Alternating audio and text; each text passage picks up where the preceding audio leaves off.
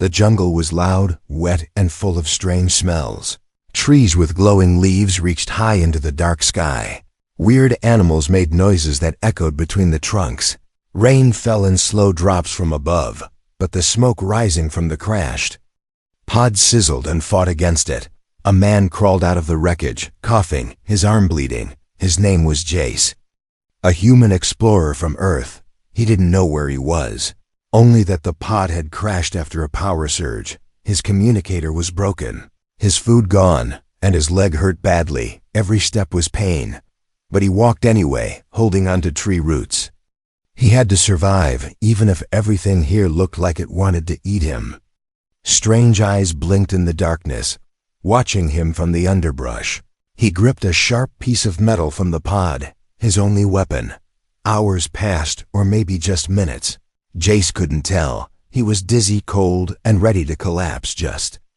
As his knees hit the muddy ground, something fast moved behind him. He turned around quickly, but saw nothing, only trees and shadow. Then he heard its soft footsteps, too light for a beast.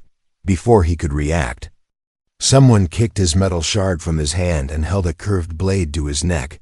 A tall figure stood before him, armor black as night, glowing softly with red lines. A mask covered their face, and a tail swayed behind them slowly.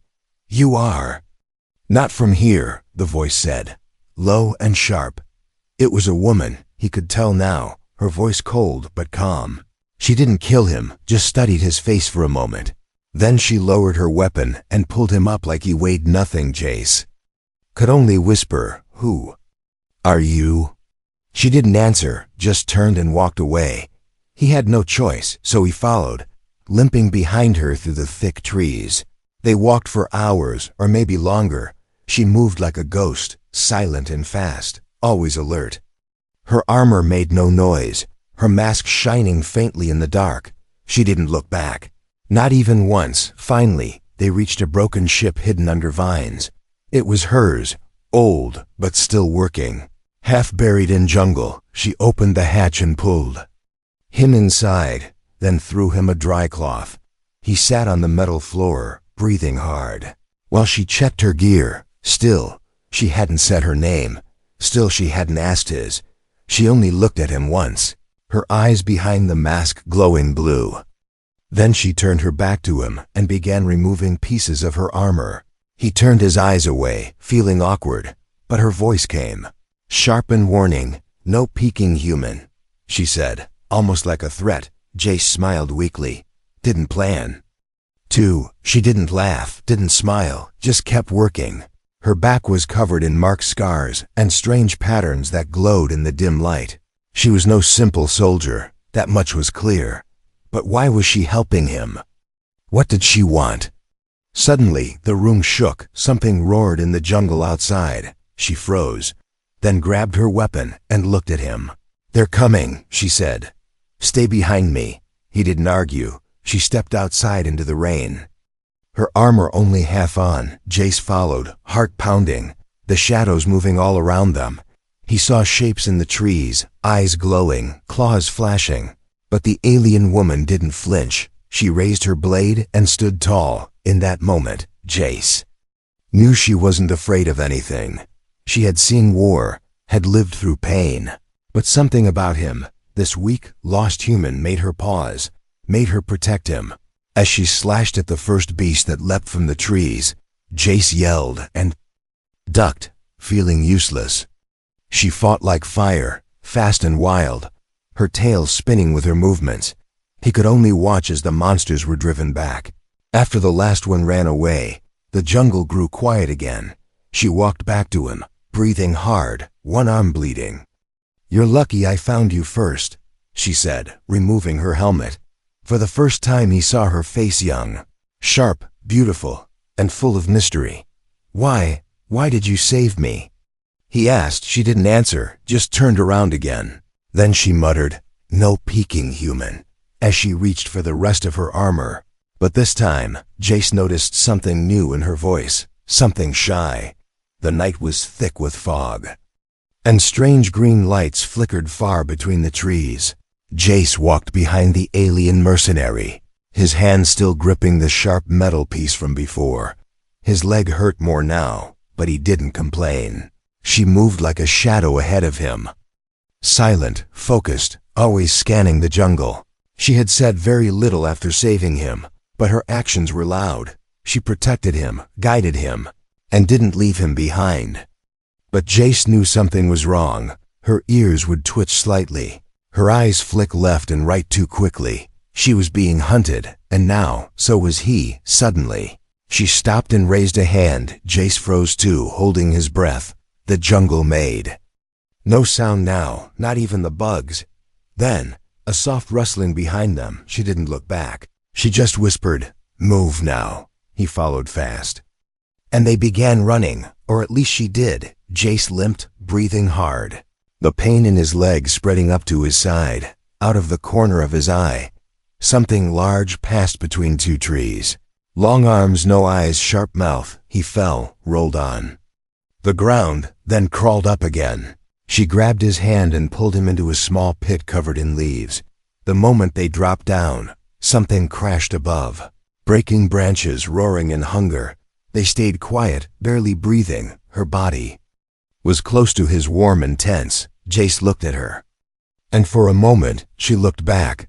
Her face was dirty with mud and blood, but her eyes glowed steady and brave.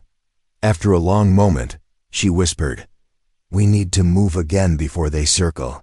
They crawled through narrow spaces, moved under tree roots and over rocky ledges. Jace didn't know how far they went, but finally, she led him into another hidden place. It was a small shelter, half machine, half nature, broken panels, old alien tech, and vines wrapped around metal. She placed him down and finally removed her gloves. Her hands were strong but thin, with strange markings glowing under her skin. She began checking his wounds, her fingers quick and practiced. Jace tried to speak, but she stopped him with a glance. "No questions yet," she said. "Just stay quiet." He nodded, and for a while, there was only the sound of rain hitting the roof.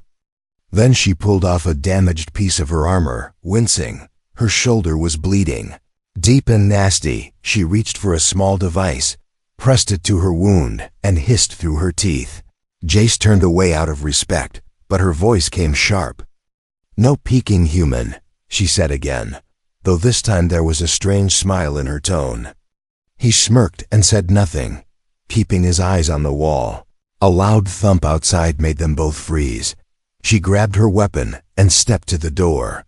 Jace followed quietly, heart pounding. Outside, the jungle was silent again, but he saw a red light blinking in the distance. She muttered something in her own language, then turned to him. "They're not beasts this time," she said. "They're mercs like me." Jace blinked, confused. "Why are they after you?" She looked away, the answer not easy for her. "I broke the contract," she said. "They told me to bring you in alive, but after I saw your face, I changed my mind." Jace didn't know what to say, but something heavy settled in his chest. Someone had sent her to capture him, and she had refused. He stepped closer, looking her in the eye. "So what happens now?" he asked. She looked at him for a long moment, then finally answered, "Now we run. And maybe fight," she said. "And if we're lucky, we live through the night." Without another word, she turned back and walked into the trees. Jace followed. But before he stepped into the dark with her again, he looked back once. In the wet ground, he saw boot prints, not hers, not his fresh ones. Someone was getting closer. He caught up to her and whispered, "We're not alone." She didn't stop walking, only said, "We never were." And as thunder rolled in the distance, the mercenary reached for her blade once more. Her armor was still half open, damaged from the fight, but she moved like a warrior ready to die if needed. Just before they disappeared into the mist, she glanced at him again and said quietly, "No peeking, human." The cave was quiet except for the soft crackling of fire. It was deep in the mountains, hidden behind thick vines and stones.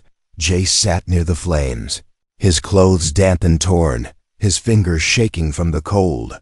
The alien mercenary moved around, The small space, checking weapons, sharpening blades, and setting small traps near the entrance. She hadn't said much since they escaped the mercs in the jungle, but she stayed close, always watching the shadows. Outside, the wind howled like angry spirits. Jace stared at the fire, thinking about what she told him. She was sent to capture him, yet she chose not to. That meant someone important wanted him, but he had no idea why. He wasn't special. Just an explorer from Earth, or at least that's what he always believed. The mercenary finally sat down. Across from him, her eyes glowing softly in the firelight. Her armor was still damaged, and fresh cuts marked her arms and neck. She reached behind her back and pulled at a stuck piece of metal near her side. Jace looked away politely, not wanting to make her uncomfortable. But before he could speak, she said the words again, half warning, half playful. "No peeking, human." Jace gave a small smile and kept his eyes on the fire. "I wasn't," he said gently.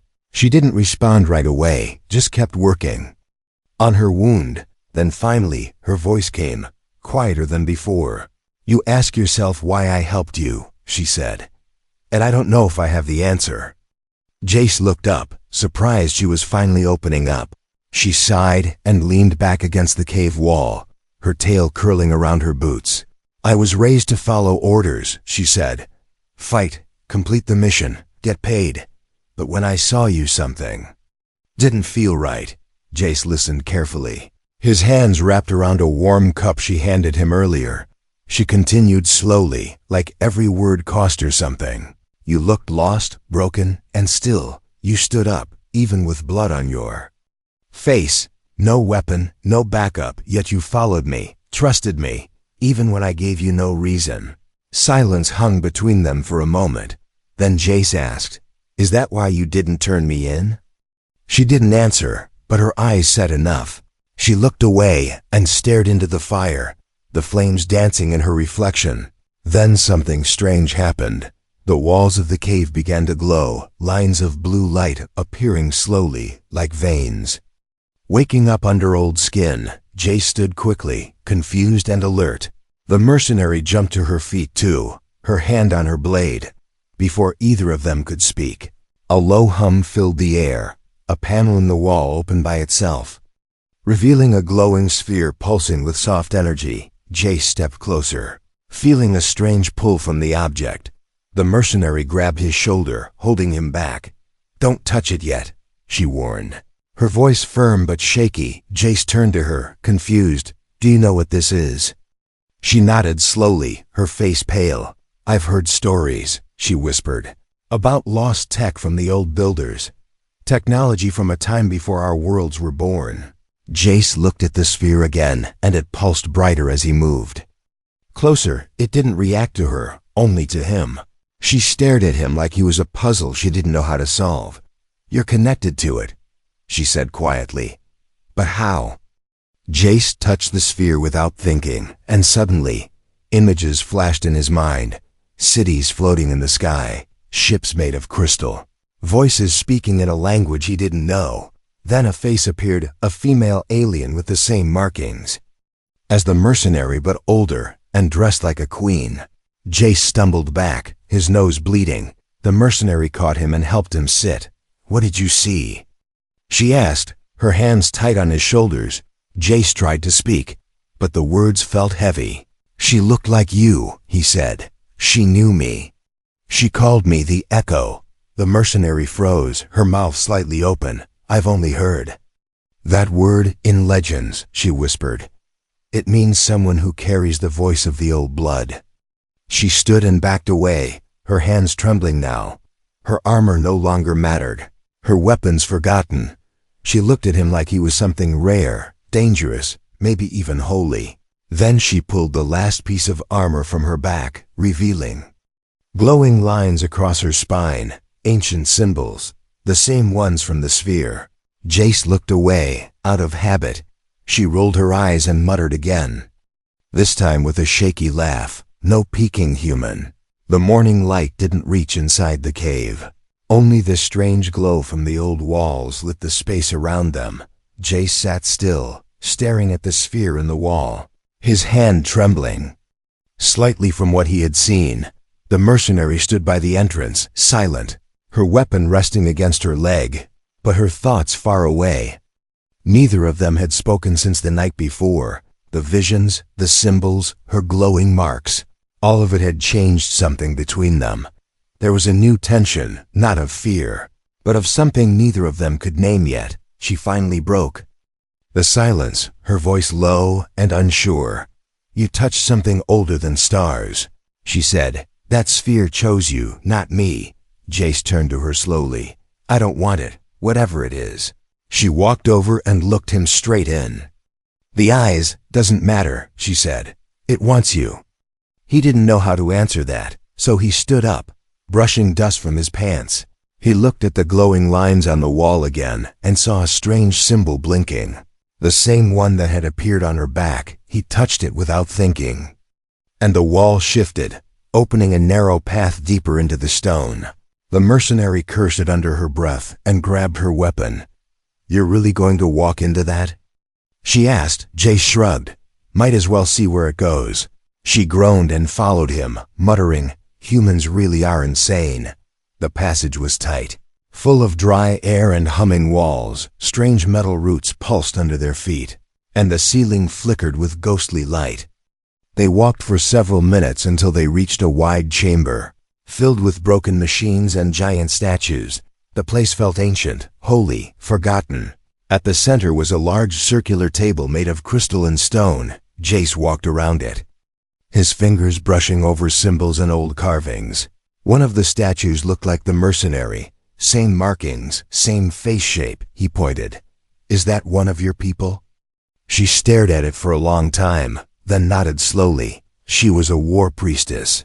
She said, "Long before my time." Jace stepped onto the platform in front of the statue. As soon as his feet touched it, the entire chamber came alive. The lights flared, machines woke up, and the statue's eyes began to glow. The mercenary stepped back, her body tense, blade ready. But the statue didn't move to fight, it only spoke. A soft voice echoed through the chamber in an old tongue Jace didn't understand the words, but somehow they made his chest feel heavy. He fell to one knee, and the statue's light entered his body like a wave. Visions flashed again, burning skies, soldiers in armor made of stars, an army of shadows swallowing light. Then the voice returned in a clearer form, now speaking in his mind. "You are the spark in the dark," it said. "You carry the last echo." The mercenary rushed to his side, shaking him. "Hey, say something." Jace blinked hard, then gasped for air. He looked at her with wide eyes. "It showed me everything." She frowned. "Like what?" Jace hesitated, then whispered, "A war is coming, and I'm part of it." She helped him up, still unsure if she should protect him or run from him. He leaned against the table, trying to calm his heart. Her hand brushed his arm and stayed there for a moment longer than needed. Then she pulled back quickly and turned away. "Don't think this means I like you," she said, her voice sharp again. Jace smiled weakly. "Didn't say you did." She reached behind her to fix a broken strap on her armor, but the piece snapped off. She groaned and began removing the whole chest plate. Jace turned his eyes away again, saying nothing. She caught him glancing in the reflection on the crystal wall and rolled her eyes. "No peeking, human," she said again. But this time she was smiling, just a little. Suddenly, alarms echoed through the ruins. A red light filled the chamber, and heavy footsteps sounded far above. The mercenary dropped her armor piece and grabbed her weapon.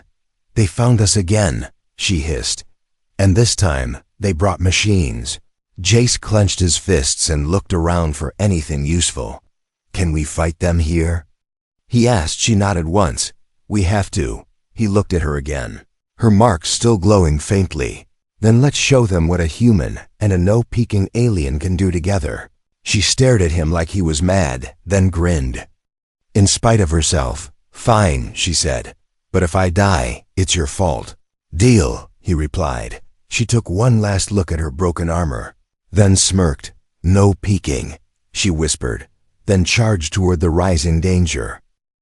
A sharp red beam sliced through the early morning fog. Zarin's eyes snapped open. Her body tensed before her mind caught up. She didn't speak. Didn't need to. Ray was already awake, already moving. The cave was no longer safe. They had stayed too long, left too many heat traces. A seeker drone hovered near the cliff above them. Blinking red, scanning, waiting. Zarin pulled Ray behind a sharp corner of rock and held up one finger. He nodded and crouched low, heart pounding. The humming of the drone grew louder, then softer, circling. Zarin reached slowly for her blade, her hand steady even though her body was sore. Ray had no blade, just a small pulse gun, not even fully charged. His hand tightened around it anyway. A sudden high-pitched beep broke the silence. The drone had found them. Zarin grabbed Ray's wrist and ran, pulling him into the narrow forest path behind the cave. Branches whipped their faces, thorns scratched their arms. Ray almost slipped, but she caught him, didn't stop, didn't slow. Behind them, the drone fired, bright shots tearing through trees. They ducked, rolled, kept running. Ray looked back and saw 3 drones now, not just one. They sent more. He shouted, "I know." She shouted back, "Keep moving." Their feet slammed into rocky ground, mud sticking to their boots. Ray's lungs burned. But Zarin kept running like her life had always depended on it. Maybe it had. She suddenly turned left and yanked him down a steep slope. They slid, rolled, landed hard at the bottom. Ray gasped, dazed. His elbow scraped. Zarin stood fast and reached down to pull him up. "No time to feel pain," she said. They ducked into a small cave different from before, damp and cold. But hidden, Ray fell to his knees, panting. Zarin leaned against the wall, chest rising quickly. "They'll search here soon," she whispered. "We need a plan." Ray looked at her, still breathing hard. "We can't outrun them forever," he said. "No," she agreed. "But maybe we don't have to." She pulled a strange device from a pouch on her belt, small, sharp, and glowing faintly blue. "I stole this from one of their labs," she said. "It scrambles signals just for a minute." "That's not much time," Ray said. "It's enough if we use it right," she replied. She crouched beside him and pulled open her sleeve, revealing the cube again. It pulsed faster than before. "It's reacting to them," she said. "To their presence. Like it knows danger?" Ray asked. "Or it's calling something," she said, not sure which thoughts scared her more. Suddenly, loud thuds hit the ground outside. Boots, not drones this time, soldiers, Zarin, and Ray locked eyes. This was it. They couldn't run again, not now. "Ready?" she asked. "No," he said honestly, "but let's do it anyway." She smiled tightly and activated the device. A small pulse spread through the cave like a wave, silent but strong. Outside, the soldiers' radios crackled with static drones. Veered off course, Zarin burst from the cave. Blade raised, Ray followed, blasting at anything that moved. The first soldier fell fast, unprepared for her speed. The second raised his gun, but Ray shot first, his pulse bolt hitting the man's chest. Smoke and light filled the trees. Zarin spun like a storm, her blade slicing clean, her face hard focused. Ray wasn't a fighter. Not like her, but he stayed close, protected her back. They fought as one, moving in rhythm, 2 sides of the same fire. But then another drone swooped in, this one bigger, stronger. It fired at them both. Zarin jumped in front of Ray, taking the hit across her shoulder. She screamed, but stayed standing. Blood dark and glowing ran down her arm. Ray pulled her behind a tree and held her close. "You're bleeding," he said, voice shaking. "I'm fine," she said, even though she wasn't. He looked into her face and felt something snap inside him. Not fear, not anymore, something deeper, sharper. "I won't let them take you," he said. He stood, aimed his gun at the drone, and ran forward, shouting. The drone turned, its cannon glowing hot. Just before it fired, Zarin jumped again, landing on its back. She jammed her blade into the drone's eye, and it exploded in a burst of light. Smoke covered everything. When it cleared, Zarin was on the ground, shaking, but alive. Ray ran to her, lifted her gently. "You're crazy," he said, holding her. She smiled weakly. "Takes one to know." One. The forest was quiet again, but they both knew it wouldn't last. More would come, stronger and faster. Still, in that moment, as he held her bleeding body close to his, Ray didn't feel fear anymore. He felt something else. Something stronger. He wasn't protecting the cube anymore. He was protecting her. And she, even through pain, trusted him more than anyone ever had. The rain fell hard that night, cold and sharp, washing away the blood on Ray's jacket. He carried Zarin through the dark woods, her weight heavy but not unbearable.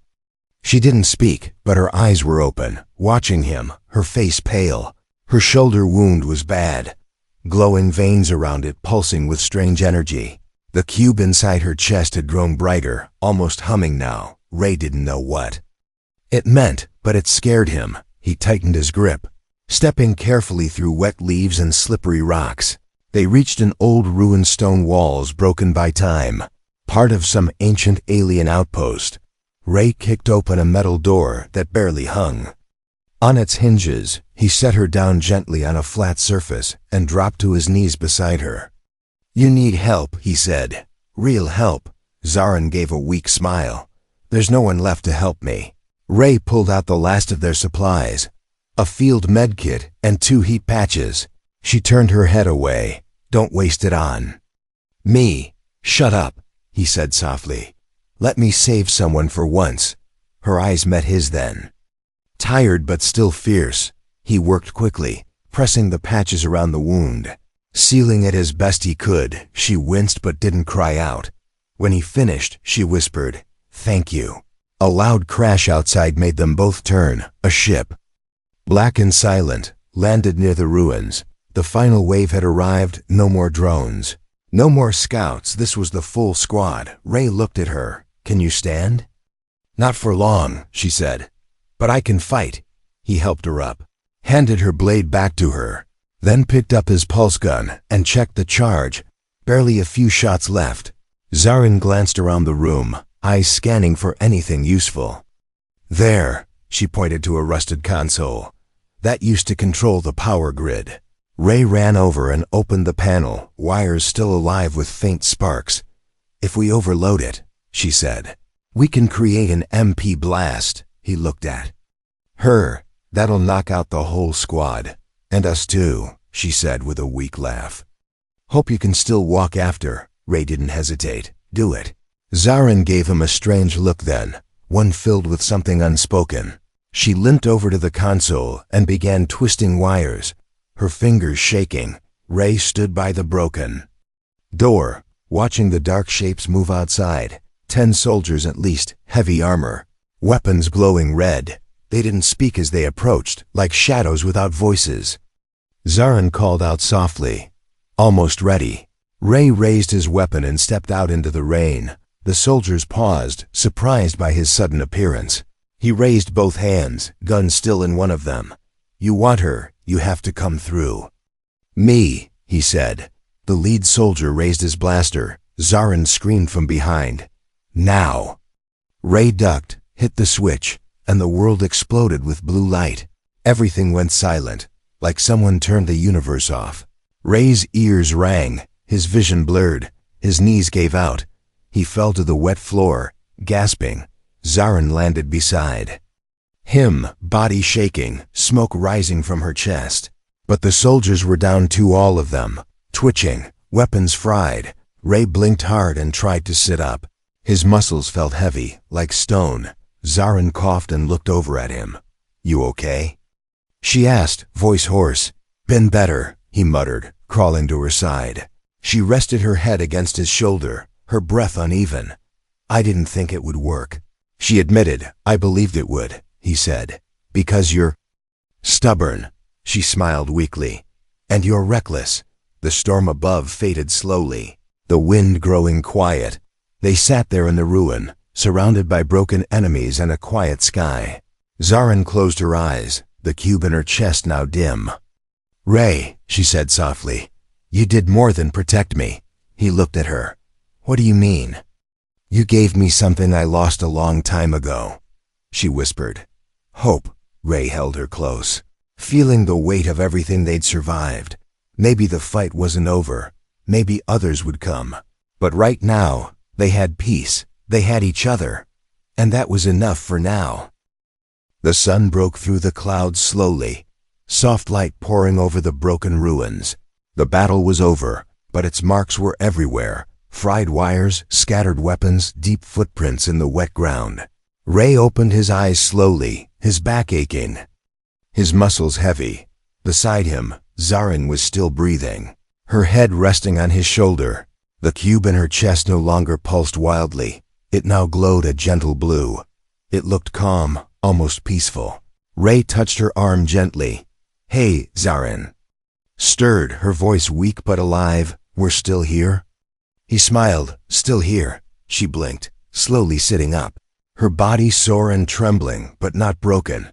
He helped her steady herself, and for a moment, they just sat in silence. The sky above was clear for the first time in days. No ships, no drones, no chasing shadows. Zarin looked around and whispered, We actually survived. Ray nodded. We did. She turned her gaze to the cube in her chest, then to him. It's changed, she said softly.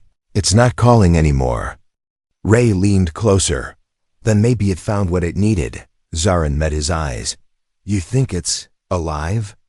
I think, Ray said, it connected to your heart, not just your body. She didn't answer, just leaned forward and rested her forehead against his. Her voice was barely a breath. You never looked away. You never gave me a reason to, he said. They stayed like that for a long while, letting the silence speak. Then a soft beeping sound broke the moment. Ray reached into his jacket and pulled out a small human beacon, now active. Someone had picked up the signal. Rescue was coming. Zarin's expression changed, unsure. You can leave now, she said. Go back to your world. Ray looked at her, confused. Why would I leave you? You've done more than enough, she said. You saved me. Ray shook his head. You saved yourself. But I wouldn't have made it without you, she whispered. And I wouldn't have cared if I hadn't met you, he said. You made me feel alive again. She stared at him, her cheeks flushing. Then what now? She asked. Ray smiled. We see who gets here first, your people or mine. She raised an eyebrow. And if it's my people? He leaned closer. Then I'll lie, cheat, and flirt my way out of it. Zarin laughed, actually laughed, her voice bright for the first time. I'd like to see that. A soft hum came from the sky, a human ship, small and silver, drifting down slowly. Zarin stood with Ray's help, brushing dirt from her suit. She turned to him with a strange look, shy but brave. Back on my planet, she said. When someone saves your life, when they see your scars and stay anyway, you owe them something. Ray blinked. What kind of something? She stepped close, standing on her toes, and kissed him gently on the cheek. Loyalty, she said, and maybe more. He smiled wide, blushing now himself. Well, I've got fries and sarcasm, and a very boring Earth apartment. She looked amused. Sounds perfect. The ship landed with a soft thud, the door opening slowly. A human officer stepped out, surprised to see the wounded girl leaning on Ray like they belonged together. Is she friendly? The officer asked. Zarin rolled her eyes and muttered, Barely. Ray laughed and helped her toward the ramp. As they boarded, she turned one last time and looked at the ruin behind them, the place where it all changed. Then she whispered to herself, No peeking human. Ray heard it and grinned. Too late, he said. I already saw the real you. And with that, the door closed. The ship lifted into the sky, carrying 2 survivors of war, 1 alien, 1 human, bound by battle, trust, and something quietly growing stronger. Not just a story of survival, but the start of something new, together.